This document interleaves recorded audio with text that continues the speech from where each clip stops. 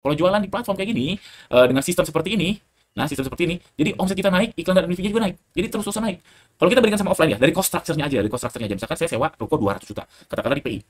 Katakanlah di apa? Mall Indonesia. Ya di mall terkenal lah, di mall terkenal. Saya sewa gerai 200 juta. Mau omset saya 100 miliar, mau omset saya 50 miliar.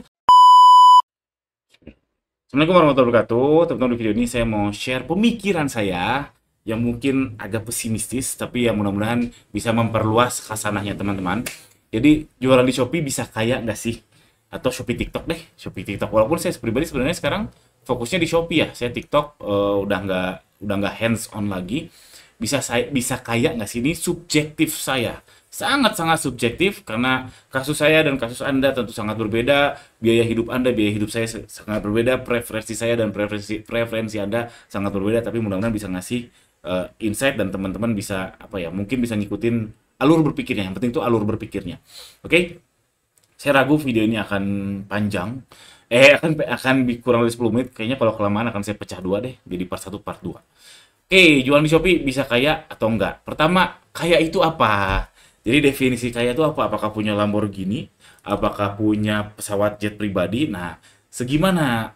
Mungkin beda-beda tiap orang. Tapi saya yakin kaya itu Anda akan sepakat, saya cukup yakin Anda akan sepakat kaya itu lebih dari cukup.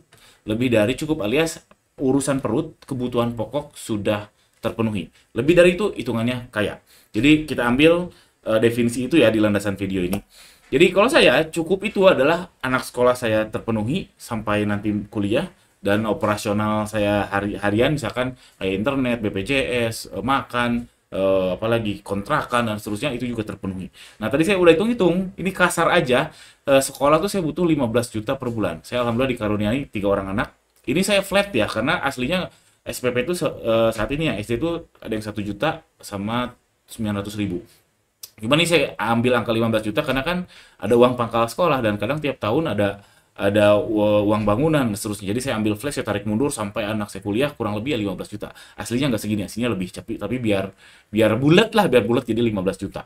Kalau 20 juta kayaknya jadi terlalu menggelembung, jadi terlalu mahal. Ya sekitar segitulah. Jadi saya asumsikan 15 juta sebulan. Flat. Flat udah termasuk uang bangunan, uang pangkal dan seterusnya. Flat untuk saya sebagai yang diamanahi tiga orang anak. Lalu operasional saya flatin aja 10 juta lah biar gampang. 10 juta tuh udah termasuk internet, makan, sabun-sabunan, apalagi bensin dan seterusnya. Jadi ini 15 juta sama 10 juta. Kalau 15 juta berarti per tahunnya itu 180 juta. Kalau 10 juta itu 120 juta per tahun. Berarti saya harus punya pemasukan kurang lebih 300 juta per tahun. Entah ini mau diakuinya dari profit bisnis, entah ini mau diakuinya dari gaji. Itu terserah teman-teman. Apa teman-teman ada plus minusnya. Kalau misalkan dari gaji bayar PPh final, ya PPh. Kalau dari keuntungan bisnis prive itu bayar ada pajak dividen lebih gede lagi. Nah, itu terserah. Itu lain soal. Intinya saya harus dapat uang kurang lebih 300 juta per tahun. Untuk saya cukup, belum kaya.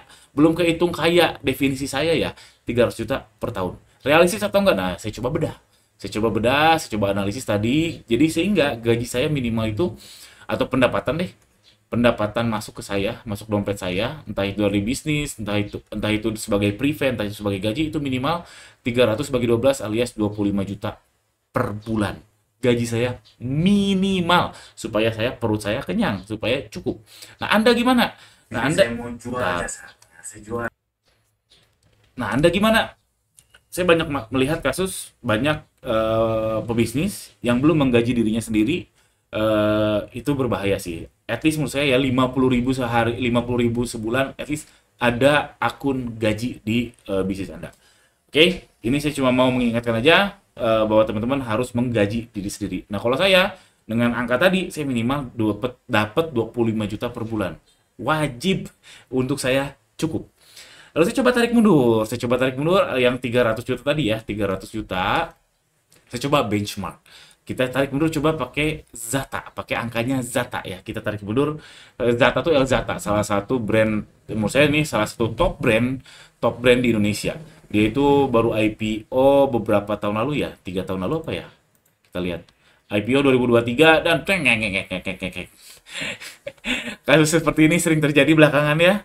Bukalapak, Goto, Teguk, macam-macam lah, itu lain soal. Ini yang jelas Elzata saya rasa mungkin ya mungkin top 100 brand fashion muslim. Brand fashion muslim di Indonesia ya, skalanya Indonesia. Bukan di Shopee doang, bukan di TikTok doang, tapi di Indonesia. Kita lihat laporan keuangannya.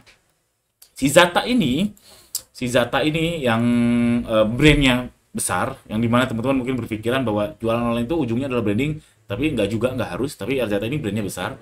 Dia revenue 2024-nya itu 204 miliar. 204 billion alias miliar rupiah. Terus, nah ini yang saya mau soroti. Net profit margin. Net profit marginnya 1,05%. Satu ya. 2023 4,86. 2022 2,96. 2021 1,33. 2020 minus 76%. Ini profit. Beda sama cash flow. Cash flow-nya lebih hancur lagi. Cash flow-nya 2024 minus mana? Net change in cash minus 700 juta. 2023 minus 5 miliar. 2022 plus 21 miliar. 2021 dan seterusnya. Jadi, jangan-jangan teman-teman belum tahu profit sama pertumbuhan cash itu dua hal berbeda. Bisa sama, bisa beda, tapi secara umum itu berbeda. Oke, nah kita coba benchmark nih. Tadi saya hitung-hitung rata-rata itu si Zata ini adalah 3% net profit marginnya terhadap omset. Jadi kalau omsetnya 100 miliar, profit margin bersih itu bersih, betul-betul bersih. Setahu saya ini udah dikurangi pajak dan depresiasi ya. Karena ada matriks EBITDA juga mana. Nah, EBITDA sama net profit margin ini harus dibaca sih apakah disamakan atau enggak. Biasanya sih berbeda. EBITDA itu before income tax and depreciation. Amortization, depreciation. Panjang lagi itu kalau itu ya. Jadi 3%, kita anggap aja 3%. Berarti kalau saya harus dapat 300 juta per tahun, omset saya berapa? Simple, 300 juta dikalikan 100% dibagi 3%. Berarti saya harus dapat 10 miliar setahun. Ini untuk perut saya kenyang, baru kebutuhan. Belum kaya, oke? Karena definisi kaya di video ini adalah kaya itu lebih dari cukup. Ini kalau tarik mundur terhadap benchmark datanya Elzata, yaitu brand terkenal, which is saya bukan siapa-siapa, saya nggak punya brand terkenal, dan ya siapalah saya, ya mungkin bisa di bawah ini, ya walau alam. Tapi ini benchmarking ke data real yang kita sama-sama bisa cek. Lalu kita tarik mundur dua. Nah, ini teman-teman kudu paham dulu, apalagi per video ini dibikin sudah fix admin fee Shopee naik, admin fee TikTok juga cukup besar sekarang, banyak jebakan Batman-nya. Nah, teman-teman kudu paham kalau jualan di platform kayak gini dengan sistem seperti ini, jadi omset kita naik, iklan dan admin fee-nya juga naik. Jadi terus-terusan naik. Kalau kita bandingkan sama offline ya, dari cost structure-nya aja, misalkan saya sewa ruko 200 juta, katakanlah di PI. Katakan di Mall Indonesia, ya di mall terkenal lah, saya sewa gerai 200 juta. Mau omset saya 100 miliar, mau omset saya 50 miliar, kontraknya tetap 200 juta. Beda sama di marketplace ini. Omset kita 200 miliar, admin fee-nya sama iklannya juga pengalinya itu 200 miliar, alias gede. Gede, betul. Dan admin fee ya supaya sederhana saya bulatin jadi 15%. Lalu iklannya saya bulatin juga 25%. Ini dari mana? Kalau 15% existing sekarang, kalau yang star itu yang fashion biasanya 12%. Nanti ya biar gampang 15%. Iklan kenapa gede banget 25%? Nah, ini benchmarknya Shopee ya. Ini benchmarknya Shopee Taki 2024. Kalau fashion, karena kita ini studi kasusnya tadi fashion muslim si Zata tadi, fashion itu ROAS-nya itu 2-4, teman-teman. 2-4. Artinya biaya iklannya itu kurang lebih 50% sampai 25%. Ya udah kita ambil yang atas ya, 25%, nggak realistis. Saya pribadi pun nggak berani main di ROAS 4 atau di ACOS 25%, nggak berani bang. Nggak mungkin. Saya main di sekitar ROAS 8-9 lah. Ini nggak apa-apa, kita ambil data yang real aja, yang kita bisa sama-sama cek. Kalau data saya kan teman-teman nggak bisa cek, tapi kalau data Shopee ini teman-teman bisa cek. Jadi admin fee 15%, iklan 25%. Sehingga hasilnya adalah 40% kita udah buntung kalau pakai skenario ini. Jadi omset kita 1 miliar, 40% udah punyanya Shopee. Jadi makin gede lagi. 100 miliar, 40%-nya. Jadi bukan kayak skema tadi sewa gerai di mall ya. Kalau kita omsetnya besar, kita berhasil menaikkan omset besar di mall, sewanya tetap segitu, sewanya tetap segitu. Tapi kalau di Shopee, kita omsetnya besar, fee-nya juga besar. Success fee, ini namanya success fee. Nah, oke, kita hitung lagi. Saya butuh omset berapa kalau pakai skema ini. Jadi, saya kan harus ngejar 300 juta. Jadi omset dikurangi HPP, dikurangi operasional harian atau overhead itu harus 300 juta. Jadi admin fee, admin sama ikan udah buntung ya, udah buntung 40%, berarti 100% dikurangi 40% dikalikan omset, dikurangi HPP, dikurangi overhead itu sama dengan 300 juta. HPP-nya katakanlah 50% dari omset alias 2 kali HPP, which is sekarang berat, 2 kali HPP berat banget, apalagi ada termurah di Shopee lah dan seterusnya, berat. Lalu operasional harian saya anggap 5% lah dari omset. Berarti 1 dikurangi 40, 60%, dikurangi ini 50%, dikurangi 5%. Sama dengan berapa? 10 dikurangi 5 sama dengan 5% omset. Ini profit bersih saya ya, which is nggak real juga, karena ini 5% kekecilan kayaknya asumsi saya. Jadi 5% omset saya itu, 5% dari omset harus 300 juta. Berarti omset saya 300 dikalikan 1 atau 100% dibagi 5%, sama dengan 6 miliar. Omset saya minimal 6 miliar selama setahun, supaya perut saya kenyang.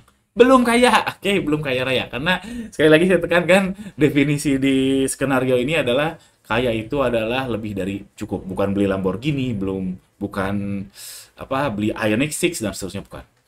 Itu kalau tarik mundur. Jadi kisaran cukup bagi saya adalah 6 miliar sampai 10 miliar setahun. Realistis? Yes, menurut saya ini realistis. Walaupun per video ini dibuat, omset saya itu sekitar 100 sampai 200 lah per tahun. Cuman saya pede sih 6 miliar sampai 10 miliar setahun itu reachable, doable banget. Karena nanti ada momen lebaran, ada momen Agustusan, dan lain macam sebagainya. Oke, jadi 6 miliar setahun, 6 sampai 10 miliar kalau jualan di Shopee menurut saya doable, realistis. Walaupun memang susah juga. Yang paling realistis bagi saya omset sekitar ya 50 juta sebulan tuh bagi saya, mohon maaf, mudah, tapi belum tentu untung. Oke, ini wah panjang banget, ini udah 12 menit. Alhamdulillah. Oke, diulang.